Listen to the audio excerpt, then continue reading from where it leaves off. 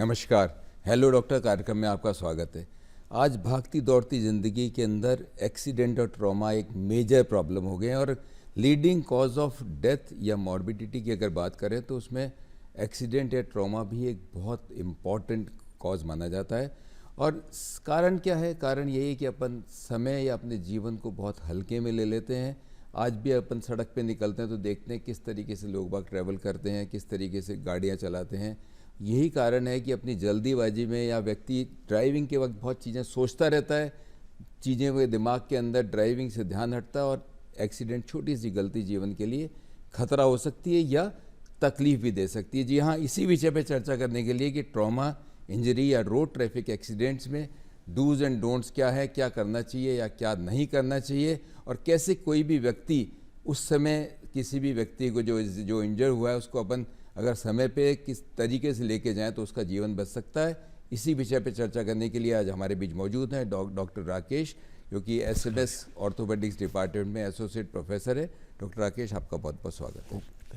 जैसे मैंने कहा कि कोई भी एक्सीडेंट कहीं भी हो सकता है, आपके आसपास कोई भी हेल्थ केयर सिस्टम नहीं होगा, हो सकता है एम्बुलेंस को आने में टाइम लगे।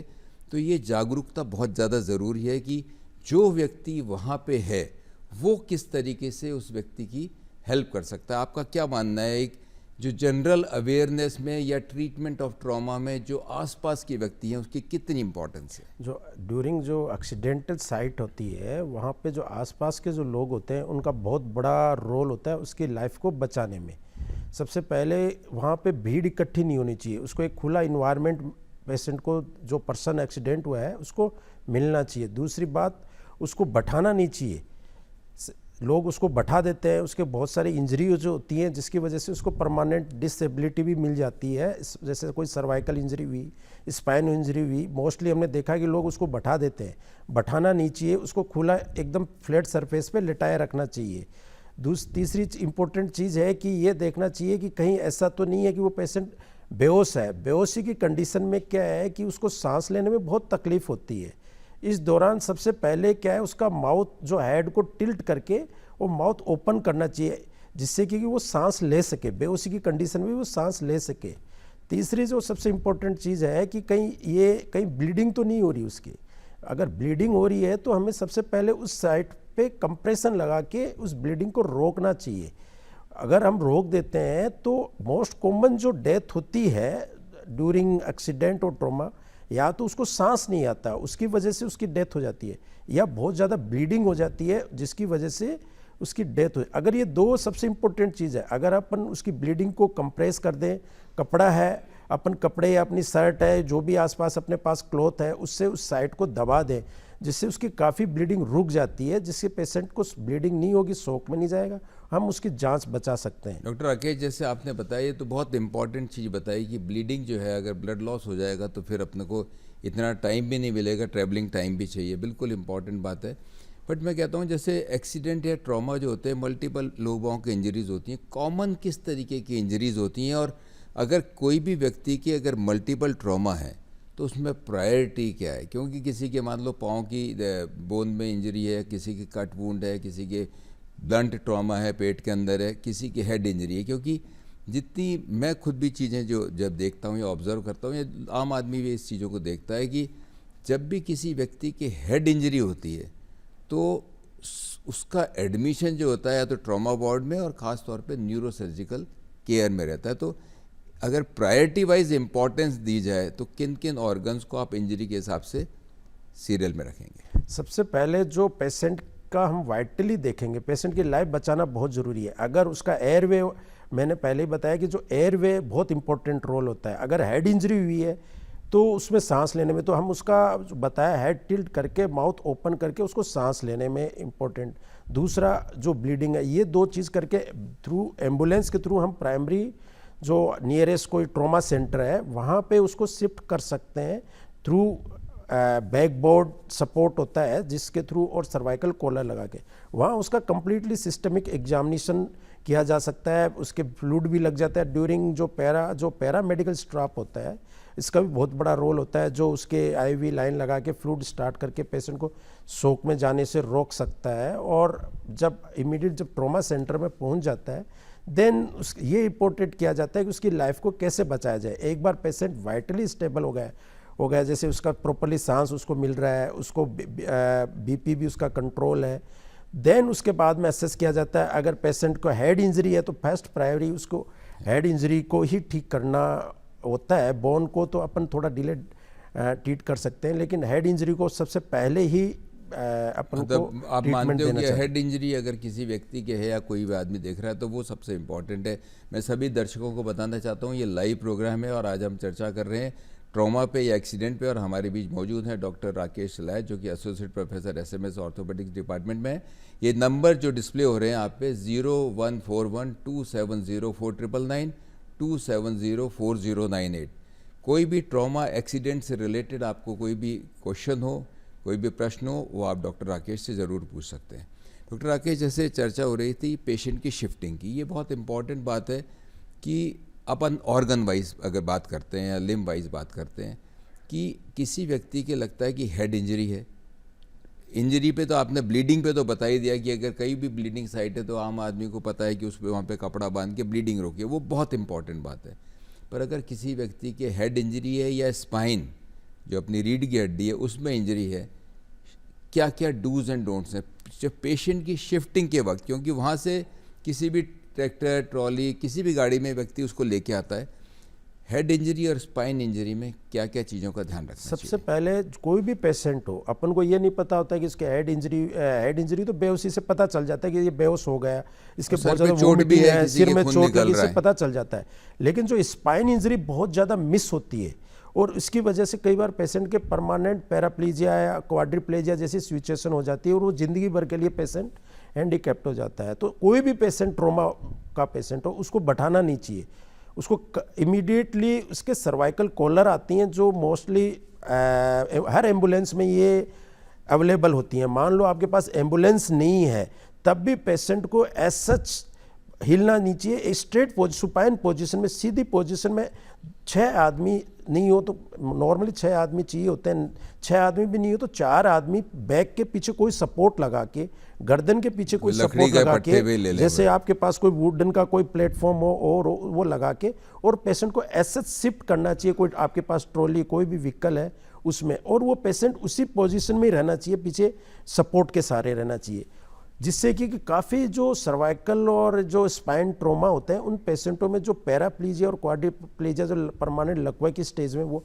चले जाते हैं, जिससे अपन उनको रोक सकते हैं। काफ़ी पेशेंटों को इस तरह हम रोक सकते हैं जिस स्पाइन के पेशेंट हो। कोई भी पेशेंट, जैसे आप जब बात की कि बेहोश होता है, एक आम आदमी उसको कैसे समझे कि ये व्यक्ति बेहोश है या ये व्यक्ति के बिल्कुल इंजरी की वजह से अरेस्ट के अंदर चले गए? क्या क्या चीज़ें ऑब्जर्व करें? क्योंकि हर एक आदमी, हो सकता है पल्स तो पकड़ना हर एक आदमी के लिए मुश्किल होता है, पर क्या क्या चीज़ें क्लिनिकली देखें कि ये व्यक्ति इस तरीके की स्थिति है? क्योंकि आजकल कहते हैं भी CPR भी अपन को जो थोड़ा बहुत समझें, पर ये ऑब्जर्व करना बहुत ज़्यादा ज़रूरी है कि ये व्यक्ति बेहोश है या ये अरेस्ट हो चुका है। क्या क्या चीज़ें देखें? बेहोशी की कंडीशन में, हेड इंजरी में अगर वो पेशेंट बेहोश होता है तो उसके आइदर मुंह से या कान से ब्लीडिंग होगी उसकी। दूसरी चीज़ वो वोमिटिंग करेगा, या फिर आप उसको पूछोगे लेटी हुई पोजीशन में कि आप कहाँ हो, कहाँ जा रहे हो, तो उसका वो रिलेवेंट आंसर नहीं देगा। तो अगर वो इस तरह की सिचुएशन में है तो ये समझो कि उसके हेड इंजरी हुई है उस पेशेंट के, जिसके थ्रू अपन डायग्नोस कर सकते हैं कि ये हेड इंजरी है। दूसरा, उसको सांस में मुंह से ब्लीडिंग हो रही है, तो कहीं ऐसा तो नहीं है कि मुंह से ब्लीडिंग हो रही है तो उसका सांस लेने में उसको तकलीफ हो रही हो। तो जो मैंने पहले भी बताया, तो उस सिचुएशन में अपन को उसका माउथ ओपन करना है और माउथ को क्लीन करना है कि कहीं ऐसा नहीं हो कि ब्लड क्लॉट हो, या कई बार क्या तो दांत टूट के उसमें सांस की नली के आगे आ जाते हैं, या टंग फोल होके सांस की नली के आगे आ जाती है, जिसको उसको सांस लेने में तकलीफ होती है। ये 2 चीज़ों उसको वहाँ से अपन क्लीन कर सकते हैं, जिसके काफ़ी मरीजों की अपन जान बचा सकते हैं, लाइफ बचा सकते हैं हेड इंजरी के पेशेंटों में। इंजरी के साथ साथ चलो बोनी इंजरी तो एक अलग पार्ट है, ये लोगों के कट्स भी हो जाते हैं। एक तो आपने बता दिया कि ब्लीडिंग को अपने को कंप्रेस करके रोकना है, पर लोग बाग वहाँ पे कुछ ना कुछ चीज़ लगाने की कोशिश करते हैं। जैसे कट हो गया, कोई भी चीज़ के लगा देंगे, चाहे पेस्ट हो, कोई भी केमिकल किसी भी तरह चीज़ को लगा के उसको सोचते हैं कि उस पर पत्ते से बांध बूंद दे। तो केवल कपड़े से करना चाहिए या उसको क्लीन करके उसके बाद कपड़े से बांधना चाहिए? देखो, अगर आपके पास कोई क्लीनिंग है, जैसे सेवलॉन, जैसे ये क्लिनिकल कहता हूँ मार्केट में साधारण आता है, पानी है। साधारण पानी है, उससे आप साफ कर दो, साफ करके फिर उसको बांध दो। अगर अपन जैसे मिट्टी लगी है उस पर कपड़ा बांध देंगे अगर, तो अंदर गंदगी फैलेंगे तो इन्फेक्शन के चांसेस रहते बढ़ जाएंगे। अगर आपके पास पानी है तो पानी से साफ करके फिर उसको इमीडिएटली बांध दो, जिससे कि ब्लीडिंग नहीं हो। बेटर तो ये रहता है कि वुंड को अपन घाव को साफ करके बांधे, वो ज़्यादा अच्छा है। अगर नहीं है आपके पास कोई ऐसी सुविधा नहीं है कि मैं क्लीन कर सकूँ वुंड को, तो फिर आप वैसे बांध दो। अब जैसे आपने बात की कि दांत टूट के गिर गया, लोगों की उंगलियां कट जाती हैं या कोई भी पार्ट बॉडी का कट जाता है, तो उस पार्ट को आजकल प्लास्टिक सर्जरी भी एक ट्रॉमा का बहुत इम्पॉर्टेंट आपकी विंग रहती है, उस पार्ट को किस तरीके से कैरी करें जिससे अगर प्लास्टिक सर्जन को भी आप इन्वॉल्व करें तो वापस वो रिकंस्ट्रक्ट हो अगर सके? वुंड कट गया, फिंगर जैसे आपने कहा फिंगर कट गई, अगर उसको प्रॉपरली प्रिजर्व करके जाते हैं, जैसे आइस पैक के अंदर अपन लेके जाते हैं, तो उसके चांस हो जाते हैं विद इन 6 आवर के अंदर अंदर अगर अपन पहुंच जाते हैं तो उसके चांस हो जाते हैं कि अपन उसकी फिंगर को बचा सकते हैं। अगर उससे ज़्यादा लेट हो गए या फिर उसको प्रॉपरली जैसे आइस पैक के साथ नहीं लेके आते हैं, तो फिर बड़ा मुश्किल है कि उस फिंगर को अपन डॉक्टर उसको बचा पाए। नॉर्मली कितनी देर के अंदर आप मानते हैं कि व्यक्ति को हॉस्पिटल ले जाना चाहिए? मतलब पेशेंट को तो खैर अर्लीस्ट लेके जाना चाहिए, मैं पार्ट की बात कर रहा हूँ ऑर्गन की, कितने में? Within 6 hours. 6 hour in golden period है। 6 घंटे में तो नॉर्मली व्यक्ति कोई ना कोई सेंटर मोस्टली आजकल सब ज़्यादातर जगह सेंटर खुल गए हैं, हाँ जी, तो 6 घंटे में पहुंच जाते हैं। प्रॉब्लम आती है कि पेशेंट जो पर्सन है वो फिंगर को जो भी कट के आती है उसको प्रॉपरली लेके नहीं आता, वो नॉर्मली ऐसे लेके आ जाता है। उसको बर्फ़ के अंदर या ठंडे पानी और चारों तरफ उसके बर्फ़ रख के और उस प्रॉपर कंटेनर के थ्रू उसको फिंगर को लेके आए तो बच जाती है। बहुत पर्सन आजकल अवेयर भी हो गए, लेके भी आते हैं और बचने भी लग गई फिंगर ऐसे। मैं सभी दर्शकों को बताना चाहता हूं कि ये प्रोग्राम लाइव है और डॉक्टर राकेश जो हैं, जो कि एसोसिएट प्रोफेसर ऑर्थोपेडिक्स डिपार्टमेंट में ट्रॉमा पे चर्चा कर रहे हैं। फ़ोन नंबर्स आपके स्क्रीन पे डिस्प्ले हो रहे हैं, 0141 270 4999 एंड 270 4098 पे। ट्रॉमा या एक्सीडेंट से रिलेटेड कोई भी आपके प्रश्न हो वो आप डॉक्टर राकेश से पूछ सकते हैं। डॉक्टर राकेश, एक बार पेशेंट जैसे एम्बुलेंस से, आजकल सरकार की तरफ से एम्बुलेंस सर्विसेज सभी कोनों कोनों में भी अवेलेबल है और जितने भी अपने सेंटर्स हैं उन पे भी चाहे PHCO CSCO एक सर्जन या ट्रॉमा की एक प्राइमरी केयर तो अपन को मिल ही जाती है। पेशेंट एक बार शिफ्ट होके आ जाता है तो फिर प्रोटोकॉल किस तरीके से चलता है? लोगों को ये भी डर रहता है कि रोड ट्रैफिक एक्सीडेंट है, मैं किसी को हेल्प भी करना चाहते हैं, ऐसा नहीं हेल्प नहीं करना चाहते, पर मैं अगर लेके जाऊंगा पता नहीं कौन कौन से कानून लगेंगे, मेरा कितना टाइम लगेगा। व्यक्ति चाहता है कि मैं छोड़ जाऊं और उसके बाद आप संभालो।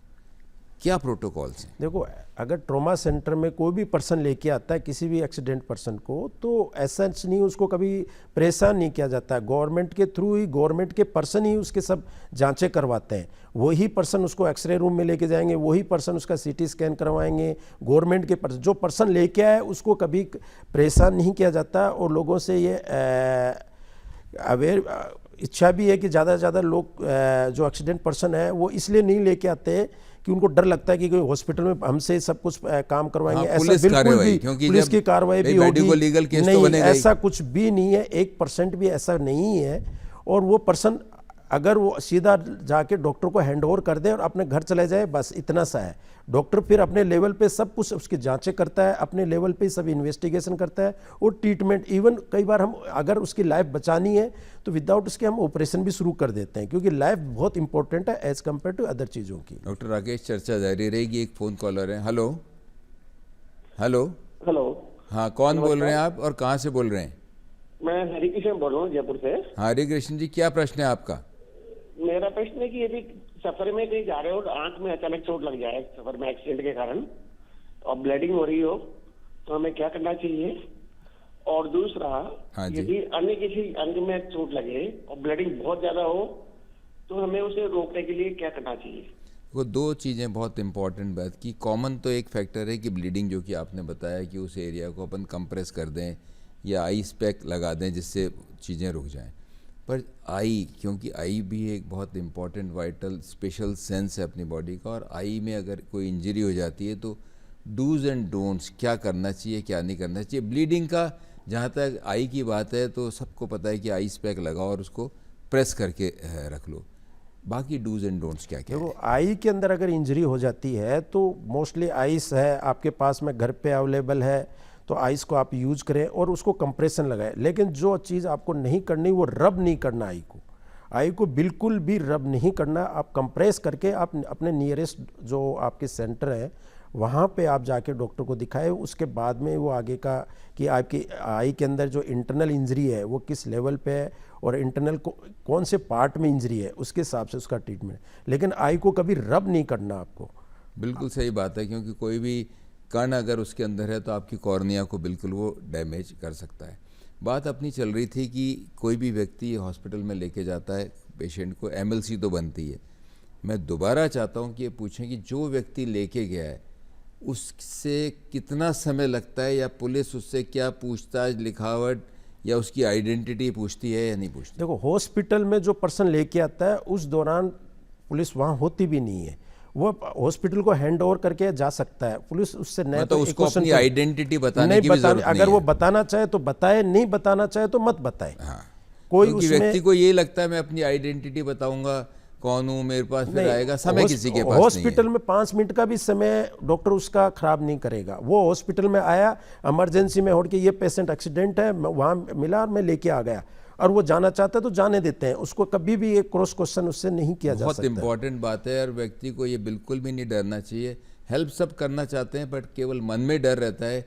अगर आप किसी कोई भी कहीं ट्रॉमा होता है या किसी व्यक्ति को आप हॉस्पिटल लेके जाते हैं तो आपसे कुछ भी चीज़ पूछी नहीं जाएगी, कुछ लिखाया नहीं जाएगा। आप पेशेंट को हैंड ओवर करें और वहाँ से चले जाए, बताना चाहे बताए, रुकना चाहे रुके, पर कोई बंदिश नहीं है। अब बात आती है, क्योंकि हेड इंजरी एक मेजर समस्या है डॉक्टर राकेश, और हेलमेट सबको पता है हेलमेट बहुत ज़रूरी है। कितनी इम्पोर्टेंस मानते हैं? अगर मैं कहता हूँ 100 जने ऐसे हैं जिनकी हेड इंजरी हो रही है, गिर गए, सबसे ज़्यादा 2 व्हीलर से व्यक्ति गिरता है, हेलमेट लगाए हुए से या व्यक्ति के कितना प्रोटेक्शन रहता है? देखो, काफ़ी हमने देखा जो हेलमेट लगाते हैं और उनका बाइक्स वालों का एक्सीडेंट होता है तो उसके हेड इंजरी के चांस नील के बराबर होते हैं, उसकी लाइफ बच जाती है पूरी। लेकिन जो पर्सन हेलमेट नहीं लगा के चलाता है उसकी लाइफ फिर बचाना मुश्किल है। उसमें चांस बहुत ज़्यादा 90 इसके अबाउट चांस रहते हैं। अगर बाइक इंजरी का पर्सन है और उसके एक्सीडेंट हो गया तो हेड इंजरी के चांस बहुत ज़्यादा बन जाते हैं। तो हेलमेट पहनने पे तो नील के बराबर ही आपकी हेड इंजरी होगी। दूसरी क्या है कि लोग बाग हेलमेट पहनते हैं ज़्यादातर, मतलब आप भी देखते हैं, सब जने देखते हैं इस चीज़ को। लोग बाग केवल पुलिस से अपना फाइन बचाने के लिए एक सर पे रख के चलते हैं और नीचे उसको पूरा टाइट नहीं बांधते।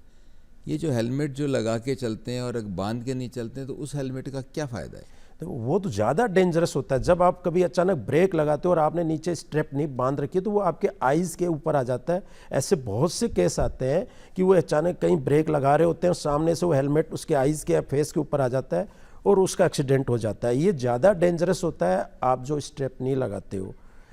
तो आपको हमेशा स्ट्रेप लगा के प्रॉपरली फिट करके हेलमेट ही पहनना चाहिए। बेसिकली केवल आप ये डरे नहीं कि साहब फाइन लगेगा, बात ये है कि आपके लिए ज़रूरी है, आपके लिए, आपकी लाइफ के लिए ज़रूरी है। और केवल लाइफ की बात नहीं है, आपकी ज़िंदगी अगर हेड इंजरी से क्रिपल्ड भी हो सकती है, बिस्तर पे भी रह सकते हैं, पैरालिसिस हो गया, कुछ भी हो गया। तो ये बहुत इंपॉर्टेंट बात डॉक्टर राकेश ने कही कि जब आप हेलमेट लगाएं, लगाना तो ज़रूरी ही है पर उसको बांधे भी ज़रूर, क्योंकि बिना बांधे में तकलीफ होती है। अब बात सेकंड बेल्ट की आती है, जो कि कार में आजकल तो यहाँ तक कि जो पीछे जने बैठते हैं उनको भी कहा जा रहा है कि आप बेल्ट लगाएं। सीट सीट बेल्ट जो कार में यूज़ की जाती है उससे कितना प्रोटेक्शन रहता है? सर, सीट बेल्ट से बहुत लोगों की लाइफ बच जाती है, क्योंकि जब आप सीट बेल्ट लगाते हो तो जब गाड़ी एक्सीडेंट होती है तो आप बाहर नहीं गिरते हो, आपके हेड इंजरी के चांस भी बहुत कम हो जाते हैं। तो अभी जो अपने यहाँ पे फ्रंट सीट का जो चल रहा है, आइडली गवर्नमेंट को तो पीछे की सीट का भी गवर्नमेंट प्रमोट तो कर रही है इस चीज़ को, लेकिन स्ट्रिक्टली लागू करना चाहिए, जिससे काफ़ी लोगों की जान इस पे बच सकती है सीट बेल्ट से, पीछे वालों की। अमूमन ये देखा गया है कि व्यक्ति जब सिटी के अंदर होता है तब तो बेल्ट लगाता है, उसको पता है कि चेकिंग हो रही है, पर जैसे ही हाईवे पे आता है, जबकि हाईवे ज़्यादा इम्पॉर्टेंट है, वो अपनी सबसे पहले सीट बेल्ट हटाता है। आपने देखा इस तरीके के केसेस आते नहीं हैं सर, आपके पास? बहुत ज़्यादा हमने तभी देखते हैं कि जो हाईवे पे एक्सीडेंट होते हैं उसमें जो ट्रॉमा होता है वो बहुत ज़्यादा सीवियर ट्रॉमा होता है। आप उन कई पर्सन तो ऐसे आते हैं जिनको हम एक्सीडेंट इतनी सीवियर कंडीशन में देख के आदमी डर जाता है। आइडली पर्सन को ऐसा नहीं है कि वो खुद के लिए खुद की लाइफ बचा रहा है, वो एक नेक्स्ट जनरेशन की बचा रहा है। अगर वो खुद गाड़ी अपनी फैमिली बैठी है और वो खुद सीट बेल्ट लगा के चला रहा है तो उसका बच्चा बैठा है, वो भी उस चीज़ को ऑब्जर्व कर रहा है कि अच्छा मुझे भी सीट बेल्ट लगाना चाहिए। अगर वो उसके पेरेंट्स नहीं लगाएंगे तो नेक्स्ट उसका बच्चा भी फिर सोचेगा कि मुझे भी ज़रूरत नहीं है, मेरे पेरेंट्स नहीं लगाते। तो आप अपनी खुद की लाइफ ही नहीं बचा रहे हो कि मैं सीट बेल्ट लगा रहा हूँ तो मेरी खुद की, आप अपनी नेक्स्ट जनरेशन जो बच्चे हैं आपके, उनको भी सिखा रहे हो कि सीट बेल्ट लगा के ही गाड़ी चलानी चाहिए, जिससे आपकी लाइफ भी बचे, आपके आगे नेक्स्ट जनरेशन है उनको भी इसकी अच्छी नॉलेज मिले। दो चीज़ें तो बहुत इंपॉर्टेंट अपन ने डिस्कस कर ली, पहला तो हेलमेट और दूसरा सीट बेल्ट। तीसरी चीज़ जो कि हर एक जन ऑब्जर्व करता है वो है मोबाइल, यूज़ ऑफ मोबाइल। व्यक्ति मोबाइल पे बात करते हुए या पढ़ते हुए या नंबर डायल करते हुए गाड़ी चला रहा होता है, और ख़ास तौर पे आजकल लोग बाग जो अपने गूगल मैप पे चलते हैं उनकी नज़र तो होती है उस मोबाइल पे और सामने गाड़ी चल रही होती है।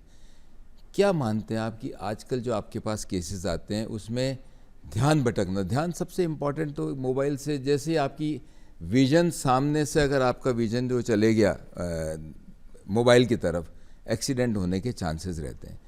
कितना इम्पोर्टेंस देते हैं जो लोग बाग आजकल मोबाइल को कंटिन्यूस यूज़ कर रहे हैं, हर एक के कान पे लगा हुआ है, ऐसी कौन सा काम कर रहे हैं जो कि उनके लिए मोबाइल ज़रूरी है? तो मोबाइल के साथ में अगर आप गाड़ी ड्राइव कर रहे हो तो एक्सीडेंट के चांस तो बहुत ज़्यादा ही बनते हैं आपके।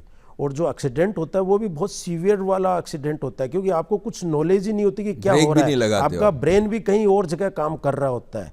तो जो एक्सीडेंट होता है वो सीवियर एक्सीडेंट होता है और डेली एक्सीडेंट हो रहे हैं। जो मोबाइल के साथ आप हेलमेट के अंदर फंसा लेते हो फ़ोन को, या फ़ोन को एक हाथ में फ़ोन लेके एक हाथ से स्टीयरिंग पकड़ के गाड़ी ड्राइव कर रहे हो, तो आप खुद की जान भी जोखिम में डाल रहे हो और जो दूसरा पर्सन सही तरीके से गाड़ी चला रहा है उसकी लाइफ के साथ भी खेल रहे हो। तो ये तो बहुत ज़्यादा डेंजरस सिचुएशन हो जाती है कि आप फ़ोन के साथ आप गाड़ी ड्राइव करते हो। बिल्कुल इम्पॉर्टेंट बात कही। खास तौर पे अगर आपको गूगल मैप भी देखना है तो आप रुको, एक बार पूरा ट्रैक देख लो, कंटिन्यूस उस पर वॉच करने की ज़रूरत नहीं है, क्योंकि फ्रैक्शन ऑफ सेकंड्स ही होते हैं जिसके अंदर आपको तकलीफ आती है। अब बात आती है हाई स्पीड की। स्पीड अगर ज़्यादा है तो ट्रॉमा की अगर अपन ग्राफ देखें, इंजरी का सीवियरिटी से क्या लेना देना है? अगर सीवियरिटी के साथ अपन देखें स्पीड का, तो आज की टाइम में जो डेटा निकल के आ रहे हैं तो मैक्सिमम जो सीवियर ट्रॉमा हो रहा है वो हाई स्पीड की वजह से हो रहा है। और जो डेथ भी कैलकुलेट, जो डेथ के भी डेटाज आए हैं तो जिसमें हाई स्पीड जो ट्रॉमा हुआ है उन्हीं में जो डेथ ज़्यादा होती है। जैसे आपके हाईवे पे एक्सीडेंट होते हैं, वहाँ पे गाड़ी बहुत फास्ट चलती है, वहाँ एक बार एक्सीडेंट हो गया तो वो बहुत सीवियर होता है और डेथ भी वहाँ पे सबसे ज़्यादा ही होती है। तो इस हाई स्पीड तो बहुत कॉमन कारण है जो एक्सीडेंट में जो सीवियर ट्रॉमा और डेथ दोनों के लिए बहुत मेन जो बिग फैक्टर बन के आया है, जो हाई स्पीड ट्रॉमा हो गया है। एक बात आती है जो कि पब्लिक को भी समझना चाहिए और अपन कहीं पे भी जाते हैं, वो है ड्राइवर की स्लीप ड्यूरेशन। जो आजकल ट्रैवल एजेंट्स या टैक्सीज आती हैं या अपने भी घर पे लोगों के ड्राइवर काम कर रहे रहते हैं, अपन इस चीज़ पे कम ध्यान देते हैं। मैं आपसे इसलिए पूछ रहा हूँ क्योंकि आप रोज़ ट्रॉमा डील करते हैं कि साहब ड्राइवर की आँख की झपकी लग गई। एक बहुत कॉमन है कि साहब आँख बंद हो गई, झपक गई, बस उलट गई, या कोई भी एक्सीडेंट हो गया। क्यों? क्योंकि व्यक्ति उसके स्लीप की ड्यूरेशन पे ध्यान ही नहीं देता। आज वो 18 घंटे की 16 घंटे की ड्राइविंग करके आ रहा है और उसको नेक्स्ट ऑर्डर 2 घंटे बाद फिर मिल गया, दूसरी जगह चले जा। तो स्लीप तो इम्पॉर्टेंट है। तो आप क्या मानते हो कि अगर हर एक जने की ये ध्यान दे कि आपके जो ड्राइवर हैं, चाहे वो टैक्सी ड्राइवर हो या पर्सनल ड्राइवर हो या बस ड्राइवर हो, आपको उससे पूछना भैया नींद तो तुमने प्रॉपर ली है या नहीं ली है, इसकी कितनी इंपॉर्टेंस है? देखो, नींद का एक बहुत बड़ा रोल है इन एक्सीडेंट ट्रॉमा में। अगर आप देखेंगे डेटा भी निकालोगे तो जो मॉर्निंग्स आवर में एक्सीडेंट सबसे ज़्यादा होते हैं। अप्रोक्सीमेट ये जो टाइम होता है आपका 2, 3, 4 बजे का, जो बजे का जो समय होता है, नॉर्मल स्लीप टाइम। ये स्लीपिंग का टाइम होता है। और इसी दौरान अगर आप गाड़ी ड्राइव कर रहे हो तो बहुत ज़्यादा चांस होते हो कि आप हाई प्रोन टाइम में चल रहे हो कि एक्सीडेंट के। और इस दौरान जो एक्सीडेंट भी होते हैं वो बहुत ज़्यादा, तो कोशिश आपकी ये रहनी चाहिए कि इस दौरान आप गाड़ी ड्राइव नहीं करें, इसी टाइम आप ज़्यादा रेस्ट करें। बिल्कुल सही बात कही आपको कि ये टाइम है उस व्यक्ति को अवॉइड करना चाहिए। और आप केवल आपकी सजगता नहीं, हो सकता है सामने वाला की झपकी आ जाए तो भी वो आपसे आके भिड़ टकरा ही जाता है। सकता है। अब ये तो बात हो गई रोड ट्रैफिक एक्सीडेंट की। घर पे भी ट्रॉमा बहुत कॉमन है, और ख़ास तौर पे जब सफाइयाँ होती हैं, लोग बाग अपनी उम्र देखते नहीं है, अपनी फ्लेक्सिबिलिटी देखते नहीं है, स्टूल पे चढ़ते हैं, कहीं भी चढ़ते हैं और वो इंजरी हो जाती है। ख़ास तौर पे अगर अपन बुजुर्गों की बात करें, ये ट्रॉमा में किन किन चीज़ों का ध्यान देना चाहिए डूज़ एंड डोंट्स के हिसाब से? जैसे सामान शिफ्ट करना है, लोगों को धकेलना चाहिए या खींचना चाहिए, क्योंकि व्यक्ति आजकल तो न्यूक्लियर फैमिलीज़ है, और ये ख़ास तौर पे चढ़ के जो स्टूल पे या किसी भी जगह पे चढ़ के जो सफाई की जो आदतें हैं, उससे कितने ट्रॉमाज आते हैं आपके देखो, पास? सड़क के सफाई करने के ट्रॉमा बहुत आते हैं। मोस्टली उन पर्सन में जो ओल्ड एज पर्सन होते हैं ना,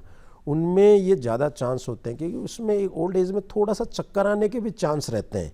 तो आप हाइट पे चढ़ गए, अचानक चक्कर आ गया तो आप गिर जाते हो तो सीवियर ट्रॉमा आपके हो जाता है। तो अगर आपकी एज ज़्यादा है तो थोड़ा सा इसको अवॉइड करना चाहिए। दूसरा, घर पे ये देखा कि बच्चे कई बार चढ़ जाते हैं, कुछ आपने स्टूल रखा, उस स्टूल पे चढ़ के ऊपर से कुछ लेते हैं, तो उसको भी थोड़ा सा अपन को, बच्चों का भी थोड़ा सा ध्यान रखें। ऐसे बहुत केस आते हैं जिसमें बच्चे क्या है, स्टूल पे चढ़ गए, पेरेंट्स उसको ध्यान नहीं दे रहे, तो उस दौरान भी उनके काफ़ी बच्चों के भी ट्रॉमा हो जाते हैं। तो हमेशा थोड़ा सा, अगर आप कहीं चढ़ाई चढ़ रहे हो तो स्टूल का यूज़ नहीं करें। लेडर्स आती हैं, जो सीढ़ियाँ आती हैं प्रॉपरली, उनका ज़्यादा यूज़ करें। और ओल्ड पर्सन को और बच्चों को थोड़ा अवॉइड करना चाहिए। अकेले तो कम से कम नहीं और चढ़ना चाहिए। अकेले आप नहीं घर में चढ़ना अकेले हो चाहिए। आप, तो आपको कोई सपोर्ट सिस्टम भी सपोर्ट नहीं है। सिस्टम होना चाहिए, पास में एक कोई पर्सन हो जो उसको पकड़ के रखे। आप सीढ़ी का तो यूज कर रहे हैं, लेडर का, लेकिन उसके साथ में उसको पकड़ के भी रहे। अगर आपको मान लो चक्कर आ जाए तो वो संभाल तो ले वो पर्सन। बिल्कुल सही। अकेले कभी कोशिश नहीं अकेला करनी कोशिश चाहिए, एक नहीं जना करना तो साथ चाहिए। रहना ही हाँ। चाहिए। एक कॉन्सेप्ट मैं आपसे भी क्लियर करना चाहूँगा कि आजकल ट्रॉमा, मैं कहता हूँ कोई कट नहीं है, पर आपके मोच आ गई या सूजन आ गई या गिर गए, कमर दर्द है। पहले का कॉन्सेप्ट होता था कि अपन गरम थैली लगाते थे या हीट को यूज़ करते थे, पर आजकल आइस पैक को ज़्यादा यूज़ करा जाता है। तो पहली चीज़, आइस पैक का एक्स्ट्रा एडवांटेज है या हीटिंग पैड बिल्कुल हट गए हैं? नहीं, आइस पैक का बहुत एडवांटेज है आपके। एक तो क्या है कि स्वेलिंग को सबसाइड करता है और हीलिंग को थोड़ा सा प्रमोट करता है। तो आप हीट का यूज़ न करके आइस पैक का यूज़, अगर आपके हल्की मोटी कोई मोच आ गई है तो आइस पैक का ही यूज आपको करना चाहिए। जो बैक की आपने कहा कि बैक में इंजरी है तो आइस पैक का ही यूज करना चाहिए। लेकिन अगर आपके लंबे समय से बैक है, वो एक अलग इशू है, उसमें थोड़ा सा वो सेपरेट है। पर वो जैसे separate कहते हैं ना, issue हो जाता एकदम मोच आ गई कहने को, तो उसमें आइस पैक ही आप, हाँ, जॉइंट पे है तो आइस पैक का यूज करना जॉइंट पे है तो आइस पैक। एक बच्चे खेलते हुए कि आउटडोर गेम्स प्रमोशन बिल्कुल होना चाहिए, और करते भी हैं, खेलते भी हैं। कॉमन इंजरीज क्या क्या हैं और डूज एंड डोंट्स, बच्चों को क्या चीज़ समझनी चाहिए खेलते वक्त कि अगर इस तरीके की चोट है तो ये करें? देखो, बच्चे अगर बाहर आउटडोर आजकल वैसे ही कम खेलते हैं, और खेलते भी हैं तो अच्छी बात है।